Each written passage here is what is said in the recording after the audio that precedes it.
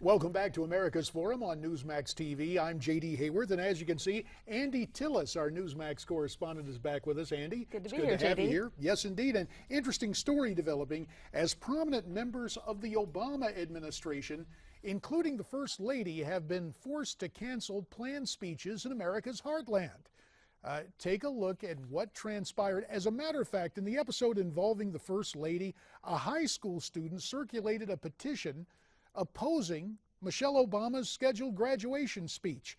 So, with that in mind and what happened with the Attorney General and a planned appearance in Oklahoma City, is there fatigue within the Democratic Party, as well as the nation at large, surrounding the president and his popularity?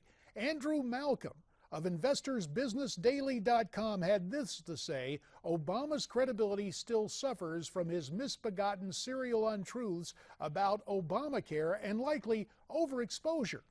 The more he speaks, it seems, the less people listen, even in his select crowds of the faithful. I just mentioned Attorney General Eric Holder was scheduled to speak to a graduating class of Oklahoma City police cadets. He explained that Holder had a Washington meeting that went long and just couldn't get there.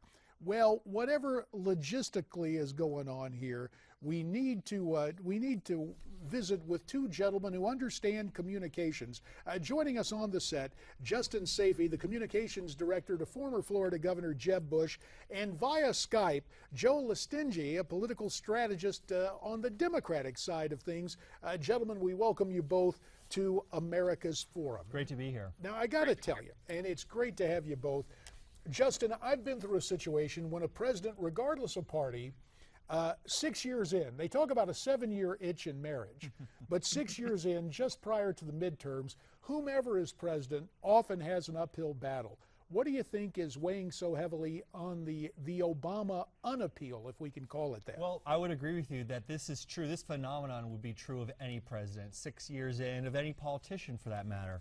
And I think that for President Obama, it's happening to him just like it's happened to other presidents. But it is true that he has had an abysmal failure with Obamacare, not just from a policy perspective, but from a communications perspective. And where the numbers really went south on him was last fall when he admitted that people were going to not be able to pick their own doctors after he promised them over and over in their plans, over and over and over again, they're going to be able to keep their doctors, they're going to be able to keep their plans, and his personal credibility suffered dramatically as a result of that. Joe, let's get to that. From your perspective, sir, Obamacare, especially in this midterm for Democrats, are they just going to have to love it because they have no choice? Or what would your advice be trying to, I guess for lack of it, run away from Obamacare?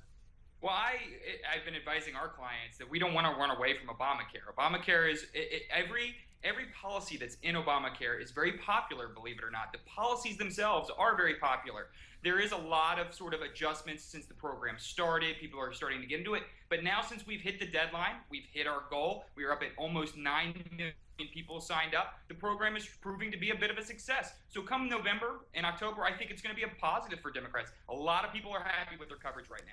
All right, Joe, we appreciate that. Now another factor in this equation, and we should stress that we're not the media, we're Newsmax, but a lot of us on the right side of things, as we say, we take a look at media coverage and we go, gee, it's as if the dominant media culture has weighed in repeatedly for the president. It's interesting, Michael Goodwin in the New York Post writes that the media could be turning on Obama. His column this weekend says liberal news organizations and leading Democrats in and out of office have to come to grips with their own failure. So it's interesting to see that column. And then we think about the stand of the Democrat National Committee.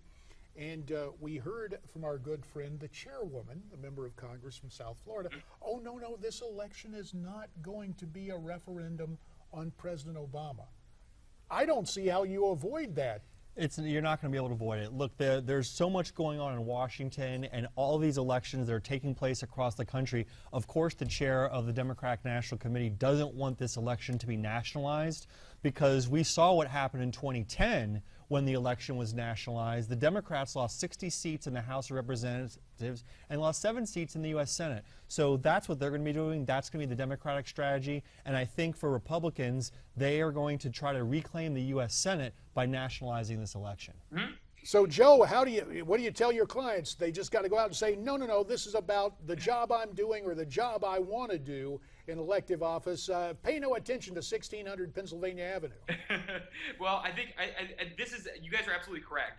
The goal of the Republican Party is to nationalize this election, and the goal of the Democratic Party is to make it about local issues. And that's going to be a defining characteristic for the campaign cycle this year. I think the more Democrats make this about local issues, about how people are getting more coverage in the states that have exchanges, and that healthcare is more available, and that there are real local issues that affect everyday lives. The beauty of these midterm elections is that there is no national ticket, and Republicans will try to make it about national issues, and the Democrats are going to try to make it about local issues because we think the individual policies do matter.